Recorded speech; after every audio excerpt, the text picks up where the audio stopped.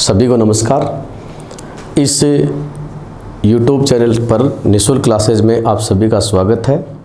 लंबे समय से आपके कमेंट्स आ रहे थे कि पॉलिटिकल साइंस और हिस्ट्री की क्लास भी शुरू की जाए, तो आज से हम पॉलिटिकल साइंस की जो क्लासेज है उनकी शुरुआत कर रहे हैं। और आज आपके सामने सबसे पहला टॉपिक जो है वो संघीय व्यवस्थापिका यानी संसद है, उसकी शुरुआत हम करेंगे। लेकिन इससे पहले थोड़ा सा मैं आपको इस सब्जेक्ट और टॉपिक के बारे में बता देता हूँ। IGP Indian government and politics का जो पोर्शन है, इसके अंदर मुख्य रूप से तीन चीज़ें हैं। एक तो है कॉन्स्टिट्यूशन के बारे में, एक है गवर्नमेंट के बारे में, एक है पॉलिटिक्स के बारे में। तीन पार्ट है इसके। तो सबसे पहले गवर्नमेंट वाला जो पोर्शन है, ज़्यादातर पर्सन अपन सब जानते हैं कि इसी पर से आता है संविधान वाला पोर्शन, और जो मुख्य रूप से गवर्नमेंट का पोर्शन है ये ज़्यादा महत्वपूर्ण माना जाता है। तो देखिए, संघीय व्यवस्थापिका संसद भाग 1 आज अपन लेकर आए हैं।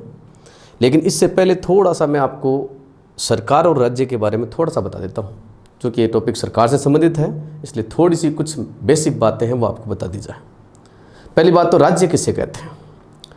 देखिए, भारत राजनीति विज्ञान के विद्यार्थी सब जानते हैं कि राजस्थान, पंजाब, हरियाणा राज्य नहीं है, ये भारत संघ की इकाइयाँ हैं।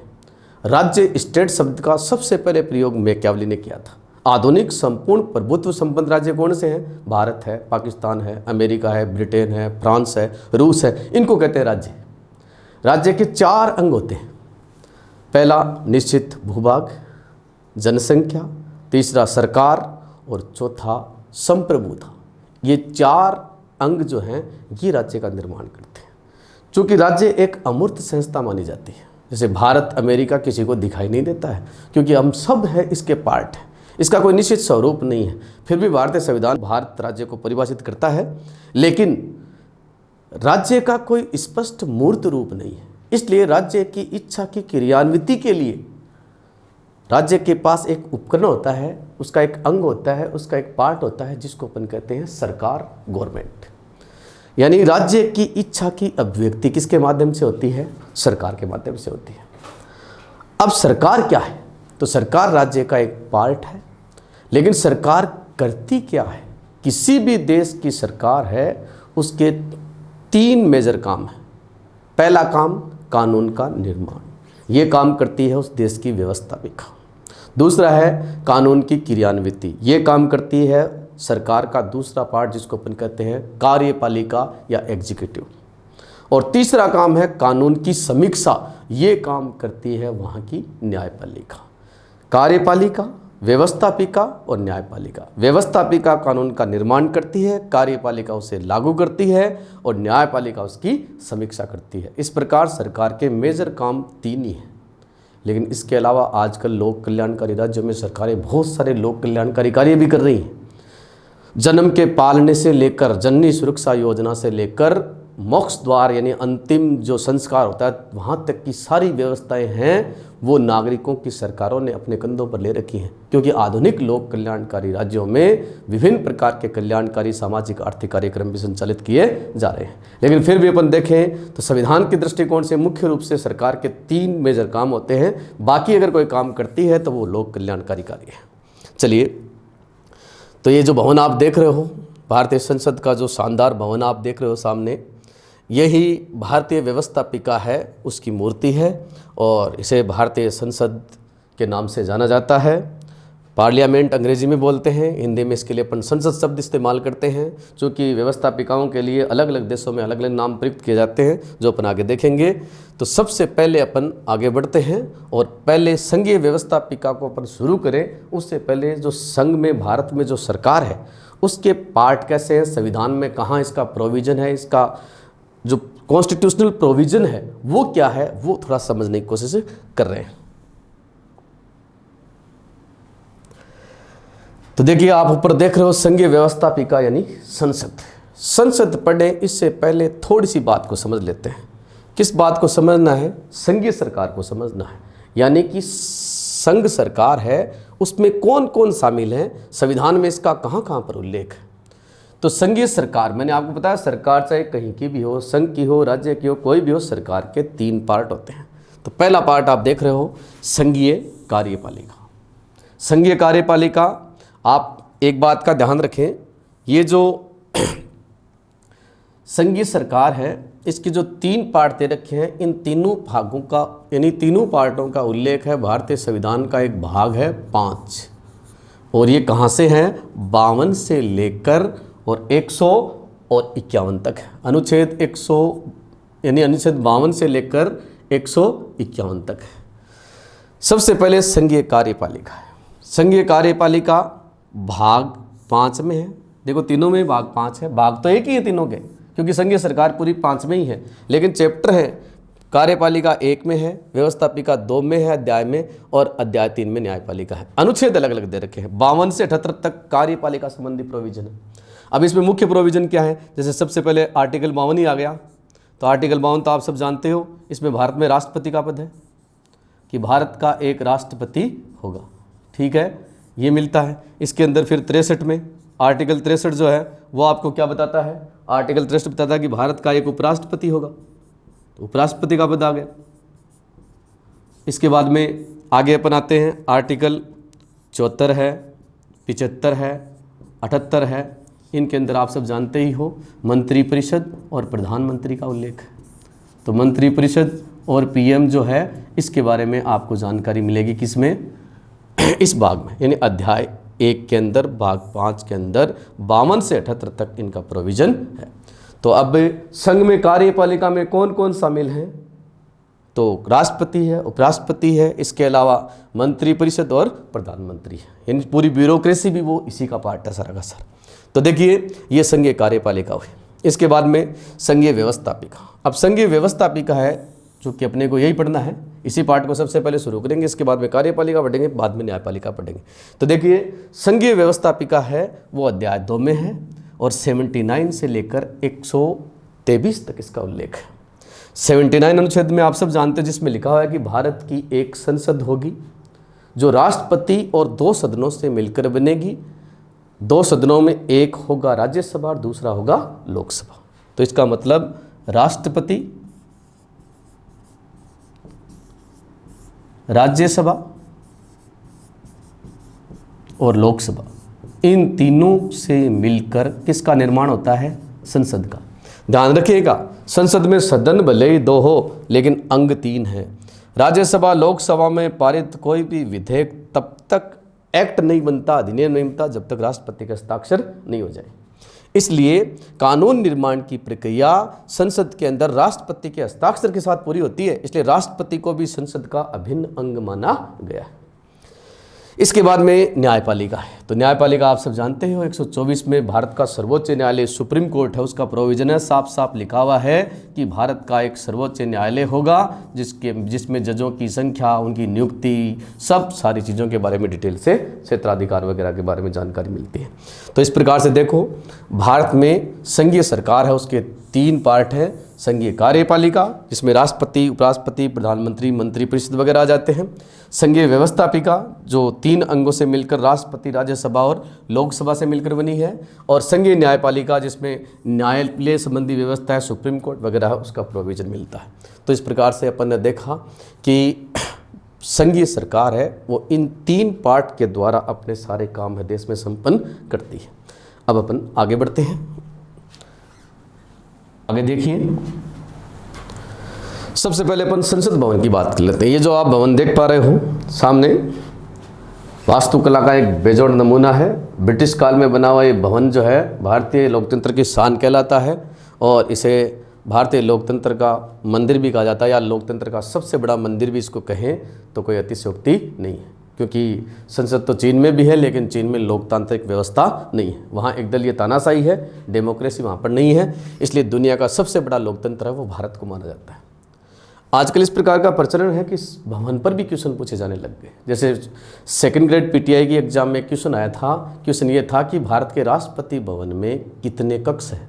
उत्तर माना गया 340 है। तो आप सब जानते हो रायसीना हिल्स पर जो राष्ट्रपति भवन, उसी पहाड़ी पर यह संसद बनी हुई है।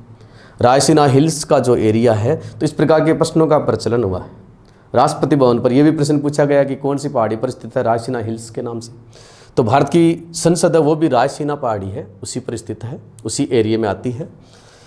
इसकी शुरुआत कहाँ से मानी जाती है? तो आप सब जानते होंगे 12 फरवरी 12 फरवरी 1921, जी 12 फरवरी 1921 को भारत के संसद भवन की नींव डाली गई। ये नींव किसने डाली? इस व्यक्ति का नाम था ड्यूक ऑफ कनॉट, जी ड्यूक ऑफ कनॉट के द्वारा 12 फरवरी 1921 को भारतीय संसद की नींव डाली गई।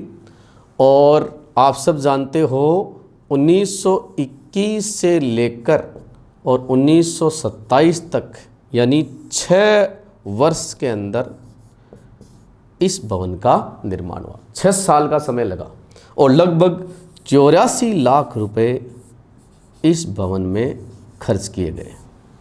इसके अलावा आपको ये भी बता दूं कि भारतीय संसद भवन का डिजाइन या जो वास्तुकार थे वो 2 ब्रिटिश थे, जिनका नाम भी कई बार पूछा जाता है, तो वो भी आप जान लीजिए। एक का नाम था एडविन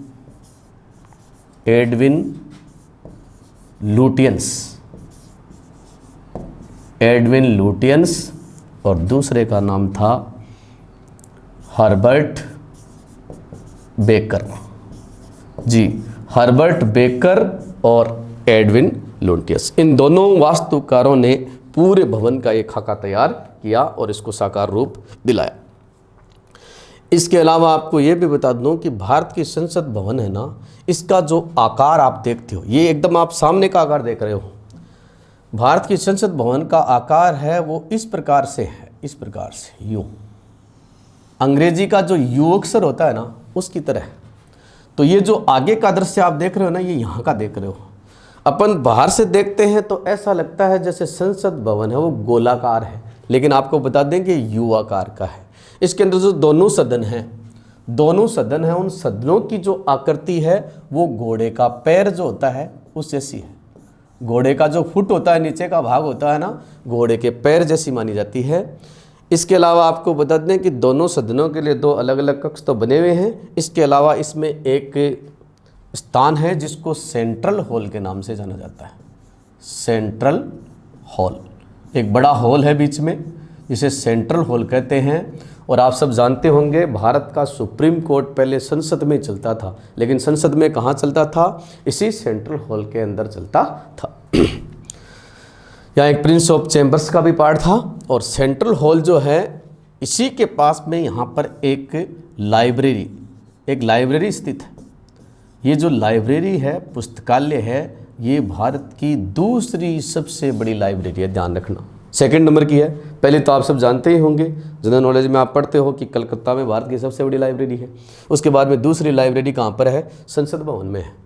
ये लाइब्रेरी जो है इसके अंदर एक खास बात है, और वो खास बात ये है कि इस लाइब्रेरी के अंदर एक गैस चैम्बर बना हुआ है। कौन सी गैस का बना हुआ है? ये गैस चैम्बर बना हुआ है नाइट्रोजन का। और इस नाइट्रोजन के गैस चैम्बर के अंदर भारतीय संविधान जो है उसकी एक मूल प्रति लिखी हुई है। जो हस्तलिखित पांडुलिपि है ना, वो इसी नाइट्रोजन चैम्बर के अंदर सुरक्षित की गई है, जिसको आप संसद की विजिट करके कभी भी देख सकते हो, वहाँ पर इसको देखने की अनुमति है। तो ये कुछ बातें थी वो संसद भवन से संबंधित थी। और आप सब ये भी जानते होंगे कि इस पवित्र लोकतांत्रिक मंदिर के ऊपर 13 दिसंबर को एक आतंकी हमला हुआ था। कौन से वर्ष? 2001 का वर्ष आप सब जानते हो। 21वीं सदी की जो शुरुआत हुई थी उसी के साथ इससे पहले एक घटना और घट गई थी। 11 सितंबर 2001 को अमेरिका की 2 प्रसिद्ध इमारतें WTC और पेंटागन पर ओसामा बिन लादेन ने हमला किया था। और उसके कुछ समय बाद में ही भारत की संसद पर जैश-ए-मोहम्मद के आतंकवादी मुख्य मास्टरमाइंड था अफजल गुरु, जिसको तिहाड़ जेल में बाद में फांसी दे दी गई। उसी अफजल गुरु के नेतृत्व में भारतीय संसद पर हमला हुआ था। दोषी पाए गए थे जिन्हें मृत्युदंड दे दिया गया। तो 13 दिसंबर 2001 का मनहूस काला दिन जो है वो भारतीय संसद पर हमले के लिए जाना जाता है, जिसमें कई सुरक्षाकर्मी हैं वो शहीद हुए। तो इस प्रकार से देखिए अपन ने थोड़ा सा संसद भवन है इसके बारे में जो मोटी मोटी जानकारियाँ हैं वो देख ली है। अब अपन आगे बढ़ते हैं।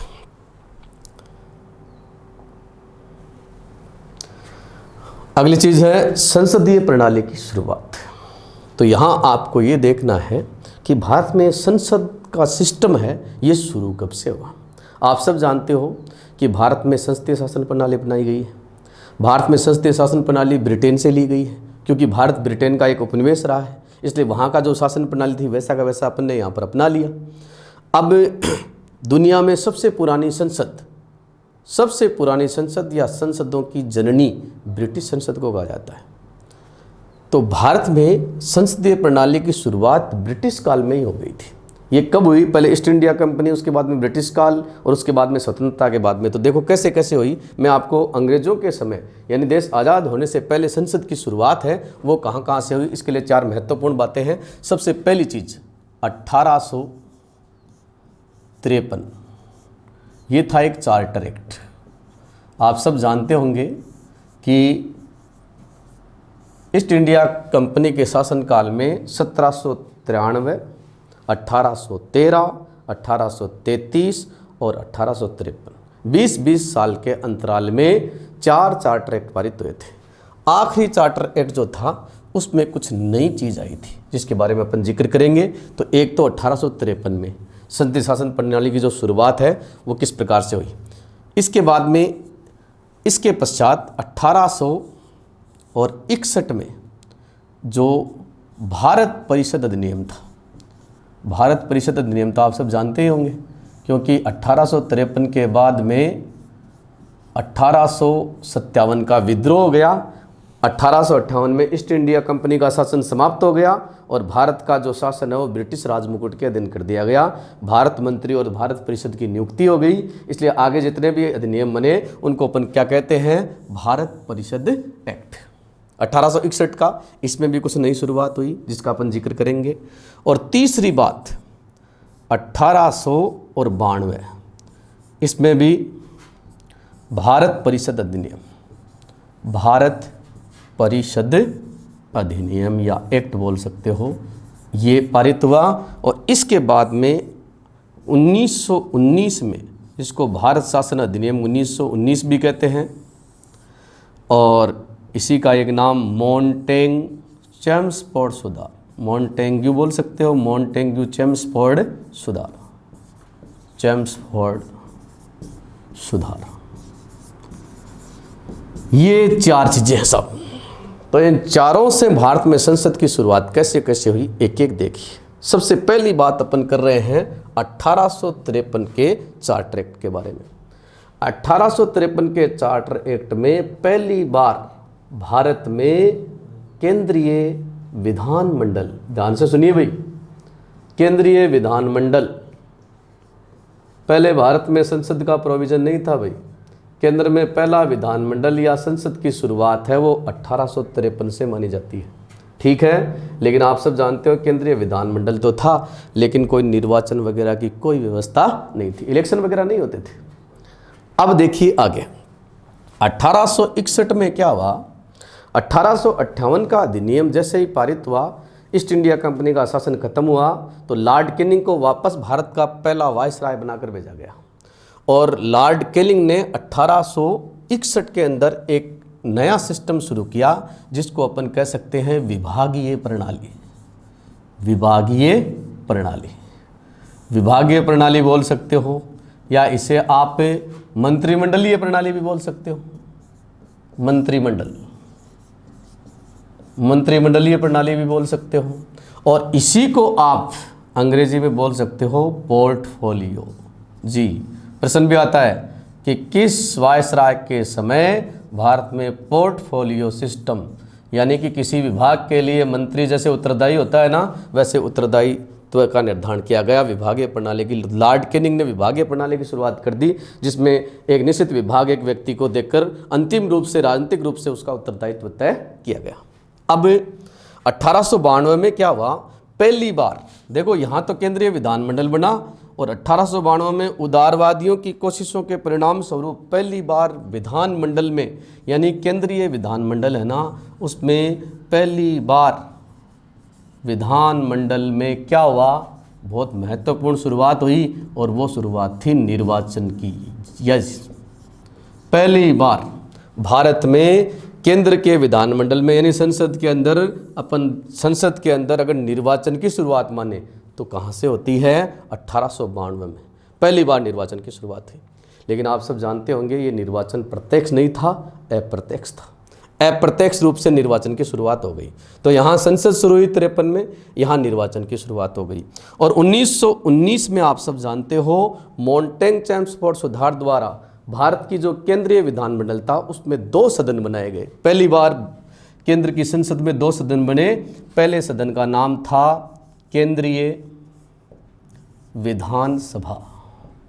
ध्यान से सुन लेना भाई, केंद्रीय विधानसभा, जिसमें 145 सदस्य रखे गए। और दूसरा था राज्य परिषद।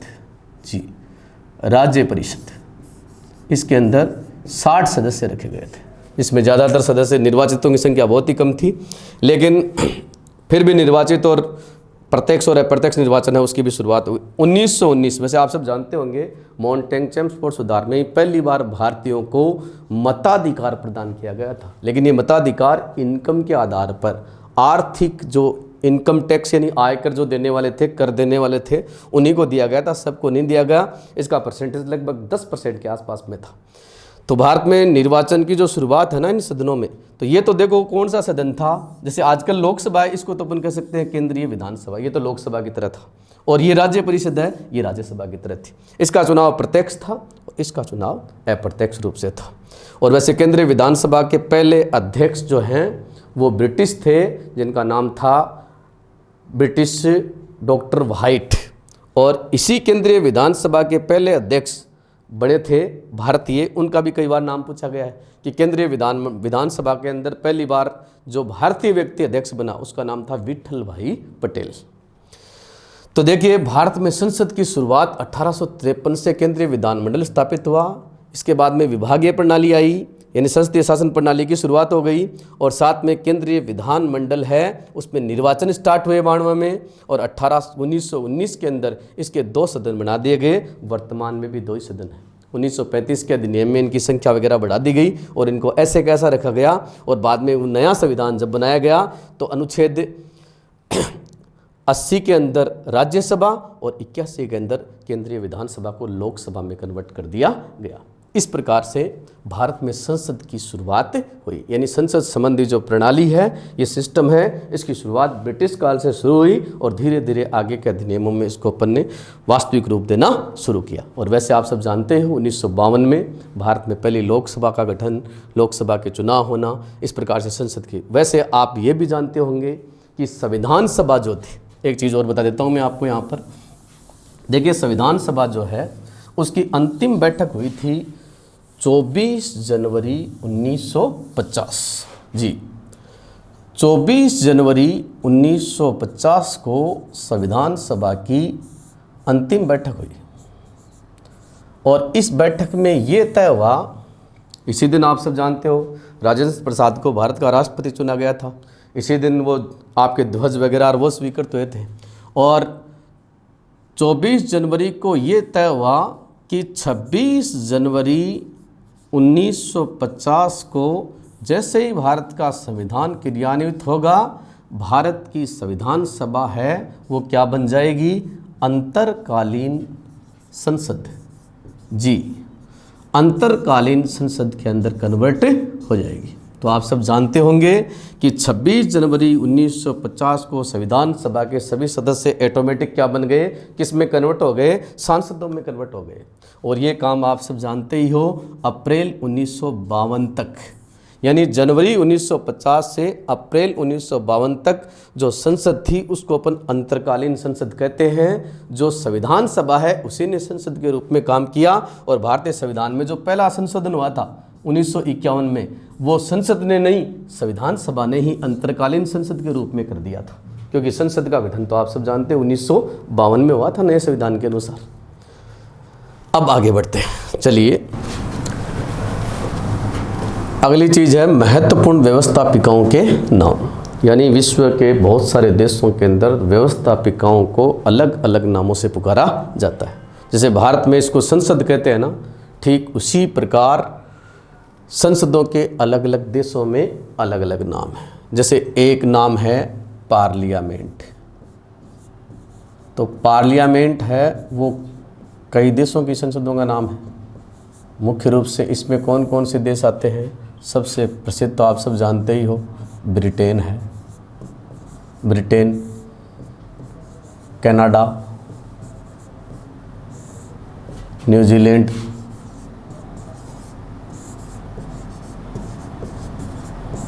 ऑस्ट्रेलिया,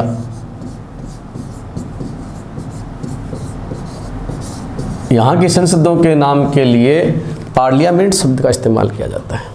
इसके अलावा एक नाम और देखिए, नेशनल असेंबली। तो देखिए, ब्रिटेन, कनाडा, न्यूजीलैंड और ऑस्ट्रेलिया की संसद को क्या कहते हैं? पार्लियामेंट कहते हैं। भारत में भी संसद के लिए पार्लियामेंट शब्द आता है। यहाँ हिंदी में संसद कहते हैं, लेकिन हिंदी के हिसाब से यहाँ की संसद का नाम अपन हिंदी में संसद लेते हैं, इंग्लिश में यहाँ भी पार्लियामेंट है, लेकिन इन देशों के लिए पार्लियामेंट है। नेशनल असेंबली, फ्रांस की संसद है, उसका नाम नेशनल असेंबली है। पाकिस्तान की संसद का नाम भी यही है। फ्रांस के अलावा इराक की संसद का नाम भी यही है।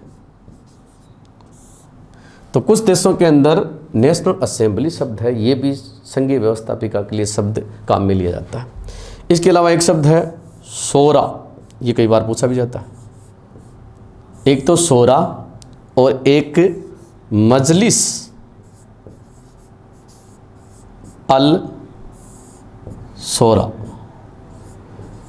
मजलिस अल शोरा, तो ये भी आप सब जानते होंगे। शोरा अफगानिस्तान की संसद का नाम है, अफगानिस्तान।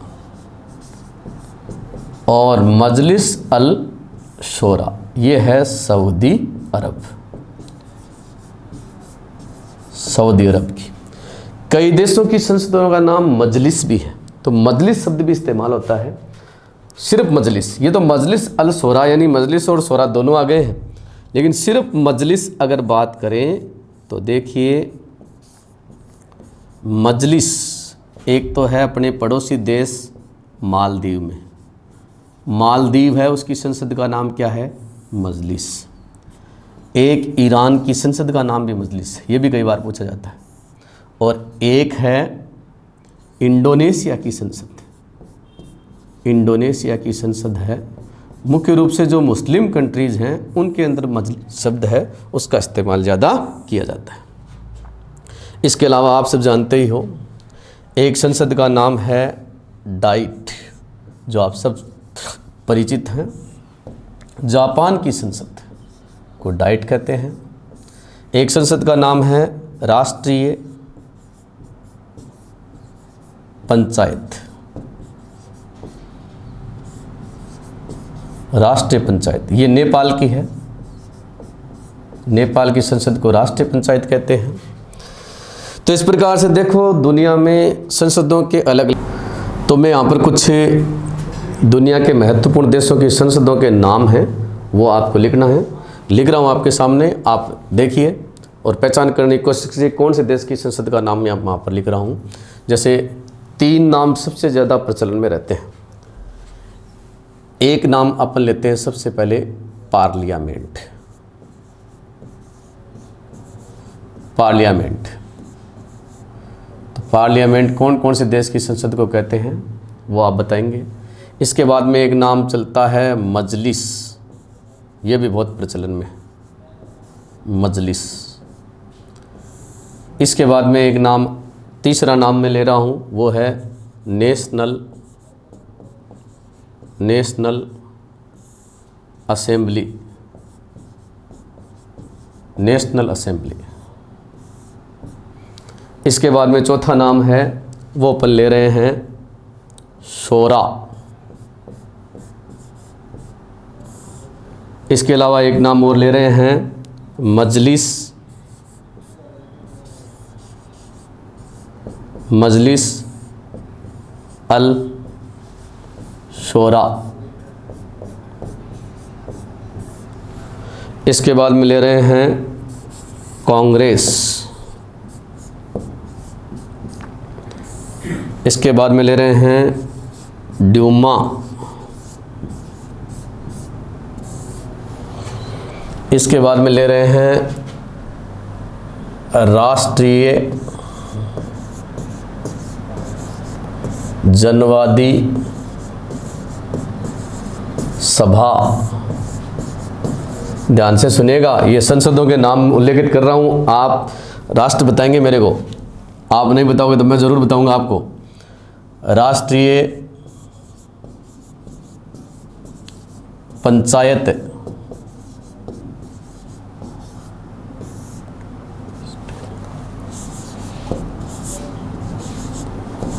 बुडेस्टैंग, बुडेस्टैंग तसांगडू, तसांगडू। देखिए अभी तक अपन ने नाम लिखे हैं पार्लियामेंट, मजलिस, नेशनल असेंबली, शोरा, मजलिस अल शोरा, कांग्रेस, ड्यूमा, राष्ट्रीय जनवादी सभा, राष्ट्रीय पंचायत, बुडेस्टैंग, तसांगडू। तो कुछ नाम अपन ने यहाँ पर ले लिए हैं। इन नामों में से कौन कौन से देशों के अंदर ये पाई है सारी की सारी, इनको अपन एक एक करके देखते हैं। अपन ने संसदों के नाम लिखे हैं, इनके आगे देशों को चिन्हित करते हैं। पहला है पार्लियामेंट। तो पार्लियामेंट आप सब जानते हो, यूनाइटेड किंगडम, ब्रिटेन। इसके अलावा कनाडा, कनाडा, और इसके अलावा न्यूजीलैंड। इन तीनों देशों की संसद के लिए या संघीय व्यवस्थापिका के लिए कौन सा नाम आता है? पार्लियामेंट। और आप सब जानते हो भारत की संसद को भी अंग्रेजी में अपन पार्लियामेंट ही लिखते हैं। इसके बाद में दूसरा है मजलिस। मजलिस वाला क्वेश्चन कई बार आता है। ये मुख्य रूप से अपने एक तो पड़ोसी देश है। कौन सा पड़ोसी देश आप सब जानते होंगे? मालदीव। तो एक तो मालदीव, मालदीव की संसद का नाम। इसके अलावा एक ईरान की संसद का नाम पूछा जाता है, तो एक ईरान है इसके अंदर। और एक मलेशिया देश है, मुस्लिम देश, ये आप सब जानते होंगे, मलेशिया आसियान कंट्रीज में आता है। ये तीनों देश जो हैं इनकी संसद का नाम क्या है? मजलिस। अब है नेशनल असेंबली। तो एक तो आपका पाकिस्तान पड़ोसी देश, इसका नाम भी संसद का नाम नेशनल असेंबली है। इसके अलावा साउथ कोरिया, दक्षिण कोरिया जो है उसका भी संसद नेशनल असेंबली कहलाती है। इसके अलावा फ्रांस है, उसकी संसद का नाम भी क्या है? नेशनल असेंबली है। शोरा, ये कई बार पूछा जाता है। एक तो मजलिस ज़्यादा आता है, एक तो मजलिस ज़्यादा आता है और एक शोरा पूछा हुआ है। तो शोरा आप सब जानते ही हो, अफ़गानिस्तान की संसद जो है उसका नाम है। और आप सब जानते होंगे कि भारत की सहायता से ही अफ़गानिस्तान की संसद का निर्माण हुआ है और उसके अंदर एक ब्लॉक रखा गया जिसका नाम है अटल ब्लॉक। प्रधानमंत्री नरेंद्र मोदी ने कुछ वर्षों पहले ही आपने देखा होगा कि अफ़गानिस्तान की यात्रा के दौरान इस संसद भवन का उद्घाटन, इस भवन का सारा खर्चा भारत ने उठाया है। और मजलिस अल शोरा, शोरा और मजलिस, देखो ये तो मजलिस यहाँ पर, ये तो तीन देश हैं। शोरा अफ़गानिस्तान की और दोनों को मिलाकर मजलिस अल शोरा, ये सऊदी अरब। सऊदी अरब की संसद का नाम क्या है? मजलिस अल शोरा। कांग्रेस आप सब जानते ही हो, United state of America, USA की। ड्यूमा आप सब जानते ही हो, रूस की संसद के लिए इस्तेमाल होता है। और इस राष्ट्रीय जनवादी सभा आप सब जानते ही हो, चाइना, चीन जो है, जनवादी चीन, उसकी संसद का नाम है। और राष्ट्रीय पंचायत, ये अपने पड़ोसी देश जो कि चीन भी पड़ोसी है, नेपाल की संसद का नाम है।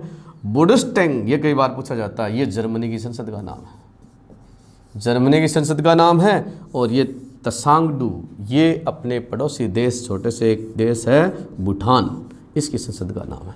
तो देखिए मैंने आपको भारत के पड़ोसी देश और इसके अलावा जो महत्वपूर्ण देश हैं जिनकी संसदों के नाम कई बार पूछ लिए जाते हैं, इसके बारे में बता दिया है।